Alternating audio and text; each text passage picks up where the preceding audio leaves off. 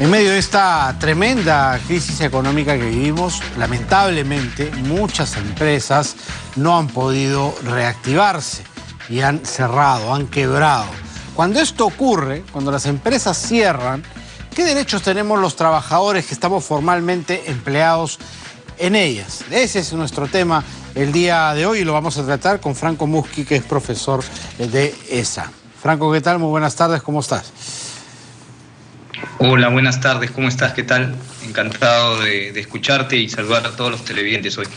Si una empresa cierra, ¿cuáles son los derechos que le asisten a los trabajadores que estaban en sus planillas?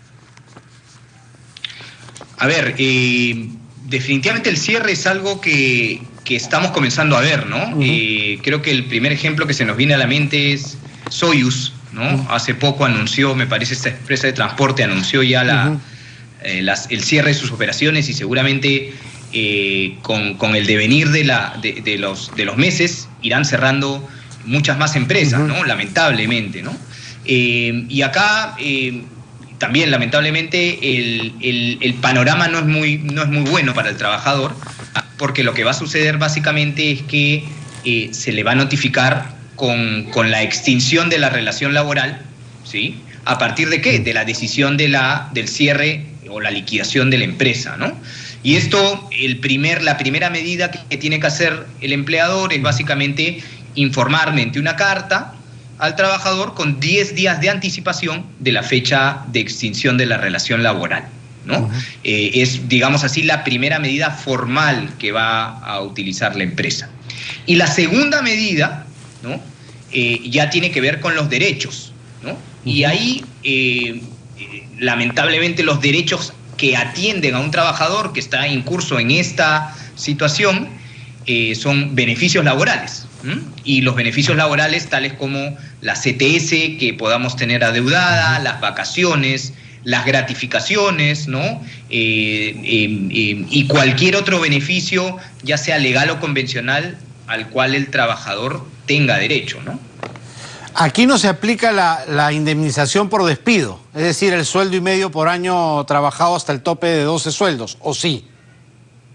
No, y eso es una muy buena pregunta y acá hay que ser bastante claros que la liquidación como tal es una causa justa de despido, ¿no? Otro claro ejemplo que ya seguramente lo tenemos un poco más lejano, porque fue muy al inicio de la cuarentena, fue Avianca, ¿no? No olvidemos que Avianca también utilizó este mecanismo del cierre empresarial para extinguir las relaciones laborales de sus trabajadores. ¿Y el reclamo cuál era? ¿No? Teníamos pilotos y personal de tripulación que decían, oye, tengo 15 años, 14 años y no me corresponde nada más que la CTS o la gratificación. Pues claro, ahí lamentablemente la respuesta es no hay derecho a indemnización. Es por eso que muchas personas, y hay que estar alertas a qué cosa, a los programas de incentivos que va a proponer la empresa antes de llegar a una liquidación. Por ejemplo, en el caso de estas empresas que hemos mencionado, antes de la liquidación ya se venían ofreciendo paquetes de salida, ¿no? Y esto que no es otra cosa que incentivos para que el trabajador pueda acogerse a determinados beneficios económicos para salir de la empresa con algo de dinero. Claro, que ese es, digamos, un punto medio entre recibir todo y no recibir nada, digámoslo así. Exactamente, exactamente. Es un punto medio, que es algo, vuelvo a decir, absolutamente voluntario. No se puede ni obligar, coaccionar al trabajador para un poco obtener esta clase de acuerdos, de ninguna manera, ¿no? Ni forzar una renuncia, por ejemplo.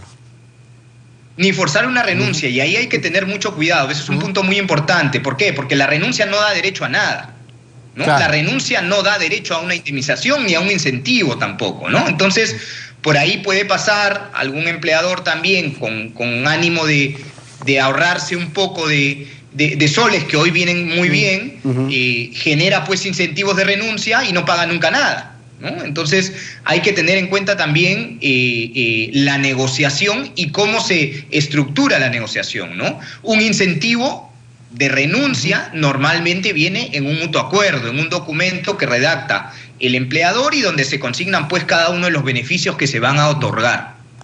Ahora, Hablábamos de lo que sí corresponde, la CTS, vacaciones truncas, todo lo que estaba en trámite de pagarse y no se llegó a pagar.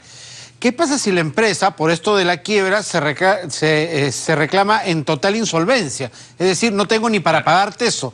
¿De dónde el trabajador puede coger algo de lo que le corresponde? Esa es una pregunta muy importante y es quizás, yo había dicho pues que este mecanismo de extinción como la liquidación es el último, ¿no? Pero ahí me corrijo. Quizás hay algo que está mucho más allá, ¿no? Podemos pensar en una liquidación como en la decisión de la empresa de darse por vencida, ¿no? Ya no estoy en el mercado, voy a pagar a mis trabajadores y me voy. Eso podría ser. Pero ¿qué pasa con una empresa que se da por vencida, ya no batalla más en el mercado, pero tampoco tiene los recursos económicos? Ahí quizás lo que van a tener que hacer los trabajadores es perseguir, hay algo que se denomina una persecutoriedad del crédito laboral, ¿sí? Si yo tengo un crédito contra el empleador, ¿no? Porque me debe dinero, yo lo que voy a hacer es solicitar, por ejemplo, que se liquiden los activos que tiene, la fábrica, las maquinarias, o por ejemplo también en el caso de Avianca, lo que tanto reclamaban, ¿no? Oye, ¿cómo es que Avianca no tiene ni un avión eventualmente inscrito en el Perú para nosotros poder reclamar algo más, ¿no? Entonces ahí hay que tener muy en cuenta que el trabajador lo que va a hacer en esos casos es tratar de hacerse suyo el cobro ya con una liquidación de los activos que eventualmente puedan identificarse de esa empresa, ¿no? Que ya es un procedimiento mucho más largo que merece sin duda un concurso de acreencias o un concurso de acreedores. No olvidemos tampoco que los créditos laborales tienen preferencia sobre cualquier otro crédito y que por lo tanto el trabajador va a tener que batallar mucho, va a tener que transcurrir mucho tiempo, pero eventualmente va a poder lograr hacer suyo el crédito, ¿no? Perfecto, Franco. Muchísimas gracias por tu colaboración el día de hoy.